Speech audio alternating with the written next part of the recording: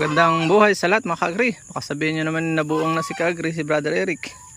Bakit may plastic ang kanyang mangga? Ito po yung Miyazaki mango. Hagyan ako nakabili. At sa kagustuhan kong mapatunayang Miyazaki nga yan, akin po inispreya ng calcium. Palpak po yung calcium. Hindi rin umabot oh. Ito na may golden queen oh. Tingnan nyo nangyari sa calcium. Yun. Panahon lang. Pag hindi pa panahon yun oh, tumalbos. So sinubukan natin ng potassium. Nakatalbos pa lang naman siya. Baka sakali na makalusot no. At timing talaga, nilalagyan po talaga namin yan ng plastic. Pagkaya manageable pa yung size. Pero pag malaki, baka sabihin talaga na buwang ka na. Lagyan mo ng tuldang malaki, imposible. Kasi nga po nung kami ay mga bata pa, mga binata pa kami, nagmamangga kami, nakiki-spray lang kami sa mga may puno. Naku, halos lagnatin ako sa pag-spray. Hindi sa gabi mauulan, wala, wash out. Sayang gamot, sayang effort, sayang ang pagod, pera. So, pero dito sa ganitong technique, subukan natin.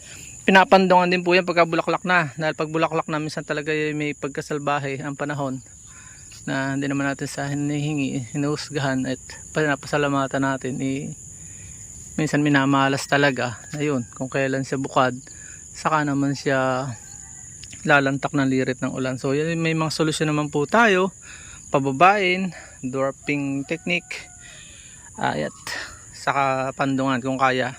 Malaking kapital, malaking sakripisyo. Hindi ka na rin mag-i-spray. May mga technique na binabalutan ng papel para lang maging at least semi-organic ang ating pong farming, kundi man mapurot dahil mabigat puruhin ng organic sa pagmamangga. So yun po, yun lang, update ko lang po kayo na may ganyang technique pala, pwede nyo gayanin. Mura lang naman to, bandilan lang ito. Ito 12 pesos lang ito.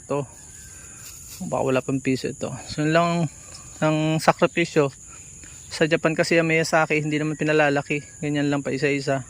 Dahil napakamahal po niyan. At ang habol ko dyan, pag may nasample akong isa ay makakabenta ko ng mahal. Kasi mahal yan ay 1-2 yan. Nakuha ko lang ng 1-1. Double rootstock po kasi. At mga taga rito rin sa amin. Kaya pag taga rito rin sa amin, nakakakuha kami ng mura yan o. Ito ay golden queen. Ginawa kong double double grafting. Itong kabila naman ay triple na. May roon siyang itong isa ay nandokma, itong isa Miyazaki. Yung pinutol ko dito, ginawa kong green up ko dito sa golden queen, baka sakaling mabuhay. Kung sakaling mang hindi, ay uulitin natin dito. Pwede pa itong ulitan dito. Ganun lang tayo, try and try until we try. So kung ngayon napagpala sa video ito, pinahintay nyo, share nyo na po ito pang mas marami sa ating mga kababayan ng matuto. At sama-sama po tayong umasenso. Please support all Filipino vlogs. Pakita sa mga kasi po live Filipino. Paalam and God bless. Abangan natin kung tutuloy nga po ito. At dyan po nagtatapos ang munti natin vlog. Kung kayo pinapagpala at mahilig kayo sa ganitong klase mga upload, please consider subscribing and hitting the bell icon so that you'll get notification sa mga upcoming namin videos. Ano po? Magkita-kits po tayo sa susunod natin mga vlog. Paalam and God bless. Bye-bye po muna.